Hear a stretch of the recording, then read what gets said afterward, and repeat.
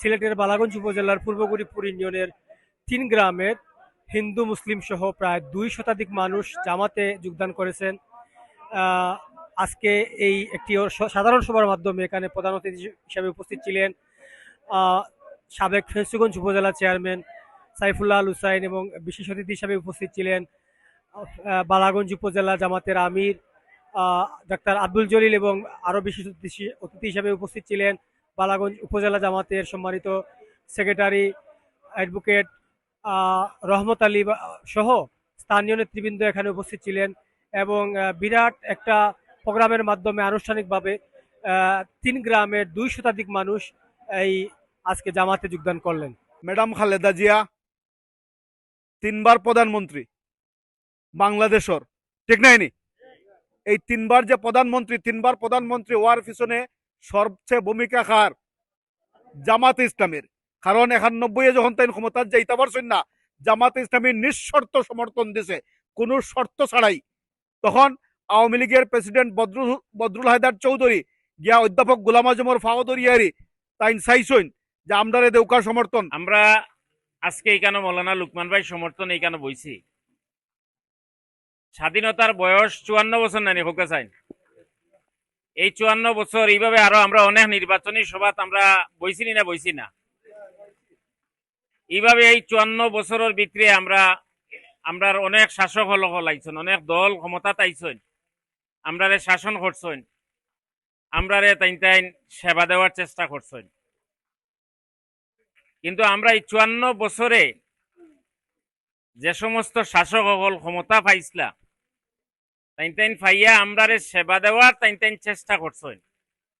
কিন্তু একটা জিনিসের অভাবর কারণে আমরারে তাইন ১০% সেবা দিলে ৯০% তাইন টানটানরে লইয়া টানটানোর দলরে লইয়া ব্যস্ত আসলা, ঠিক না? ঠিক নাই?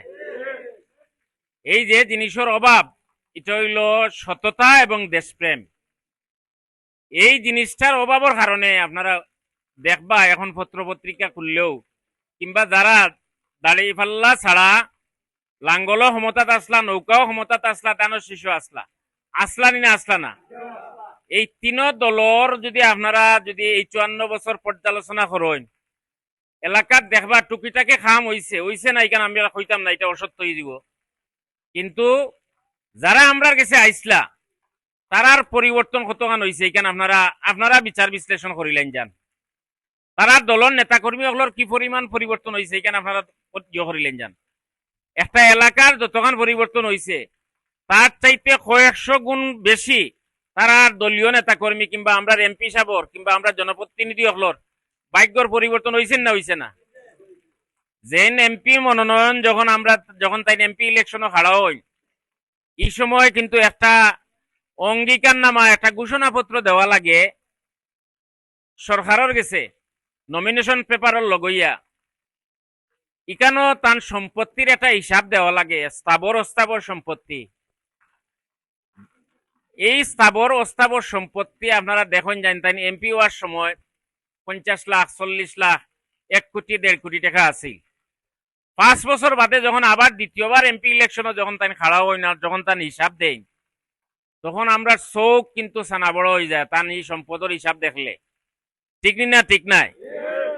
বিগত সময় কোন চরিত্রের কোন পরিবর্তন হয়েছে? আমরা এই ১ বছরে কিতা দেখিয়ার যে শেখার আগে আমরা গিয়া স্ট্যান্ড দখল করিয়ার, বেবি স্ট্যান্ড, টেম্পো স্ট্যান্ড, ঠিক না? ঠিক নাই? শেখার চাইতে বেশি ছাতাবাজি করার প্রতিযোগিতা করি আমরা, ছাতাবাজি করিয়ানি না করিয়ান না? শেখার চাইতে বেশি দখলবাজি করার এই প্রতিযোগিতা চলেন না? সাদা গিয়া চাইছে, সাদা দিছে না, এইগুলা দরিয়া নিয়া মারিয়া বড় বোল্ডার দিয়ে আপনারা দেখছেন না? এরপরে তারা নিজ দলর সম্মেলনরে কেন্দ্র করিয়া, সাদাবাজিরে কেন্দ্র করিয়া, দলর বিভিন্ন কার্যক্রমরে কেন্দ্র করিয়া গ্রুপিংর মাধ্যমে তারা নিজেরা মারা মরিয়া করিয়া এই পর্যন্ত ১০০ রুপে মরি গেছেন। হ্যাঁ, প্রায় ২০০ শতাধিক মানুষ ইতিমধ্যে মরি গেছেন। এরা বাইরে মানুষ না, তারা নিজ দলের নেতা কর্মী। কথা সত্যই না মিথ্যা? যারার গেছে তার নিজ দলের নেতা কর্মী নিরাপদ নাই, যারার গেছে ইদেশর গরিব মানুষের সম্পদ নিরাপদ নাই, তারারে আপনারা ক্ষমতা দেখতে চাইননি? আমরা একটা পরিবর্তন দরকার না দরকার নাই? এই পরিবর্তনের হাওয়া সারা বাংলাদেশও শুরু হয়েছে ইনশাআল্লাহ। আজকে যে আপনারা যে মিটিং করছেন, এই যে মিটিং যে আপনার মাঝে যে উৎসাহ উদ্দীপনা লইয়া যে মিটিংটা কররা, মনলা লুকমান ভাইরে অনেকে ব্যক্তিগতভাবে চিনেন, অনেকে চিনেন না, অনেকে নাম উঞ্চন, অনেকে হয়তো চোখ দিয়ে দেখছেন না, কিন্তু আপনারা যে নিজ থেকে উদ্যোগ লইয়া এই যে আজকের এই বৈঠকটা তান প্রতি যে ভালোবাসা দেখাইছেন, এটা পরিবর্তনের একটা জোয়ার তৈরি হয়েছে না হয়েছে না? কিটার লাগি হয়েছে? কারণ আমরা দেখি আর যে এই বাংলাদেশে অনেক ইসলামী দল আছেনি না নাই, অনেক ইসলামী সংগঠন আছেনি না নাই? এই সব সংগঠনের উলামায়ে কেরাম হলগন ফিল কররা সারা জীবন আমরা এই সমস্ত এই যে সংগঠনগুলা, রাজনৈতিক দলগুলা ভারতের বিরোধিতার দোহাই দিয়া, দেশপ্রেমের দোহাই দিয়া আমরা সহযোগিতা তারা নিছেনি না নিছে না? আমরা তো তারা দল করতাম না, আমরা এই দেশের স্বাধীনতা সার্বভৌমত্ব রক্ষা করার লাগি তারা লগে আমরা সহযোগিতা করছি, ঠিক না ঠিক না? তারা প্রয়োজনের সময় আমরা খুব দরকার পড়ে, আর যখন প্রয়োজন ফুরাই যায় তখন আমরা কয় মৌলবাদী, তখন আমরা কয় কিতা এরা ডানপন্থী, তখন আমরা কয় তারা রাজাকার, তখন আমরা কয় তারা কিতা ধর্মান্ধ, ধর্ম ব্যবসায়ী, ঠিক না ঠিক নাই? এই দেশের উলামায়ে কেরাম সব দলের নেতৃবৃন্দ আজকে এখান ফিল কররা যে আমরা আর তারা লাঠিও লইতাম চাই না, আর আমরা তারা সহযোগী হইতাম চাই না। আমরা সব ইসলামী দলগুলা বাংলাদেশের রাজনৈতিক যারা বাংলাদেশের স্বাধীনতা সার্বভৌমত্বরে যারা বিশ্বাস করে, যারা ভারতীয় আধিপত্যের বিরুদ্ধে যে সমস্ত দল সংগঠন ভূমিকা রাখে, নির্দ্বিধা নিঃসংকোচে সৎসাহস লইয়া যারা কথা হয়, এই সমস্ত দলগুলারে লইয়া একটা জোট হয়। বিগত সময় যারা ক্ষমতা পাইছে এরা মাইনরিটি আর মেজরিটি দিয়া এই দেশের মানুষের বিভক্ত করছেন না করছে না? এই যে সনাতন ধর্মী বাইন্তরে লইয়া এই দেশের রাজনৈতিক সংগঠনগুলা রাজনীতি করছেন না করছে না?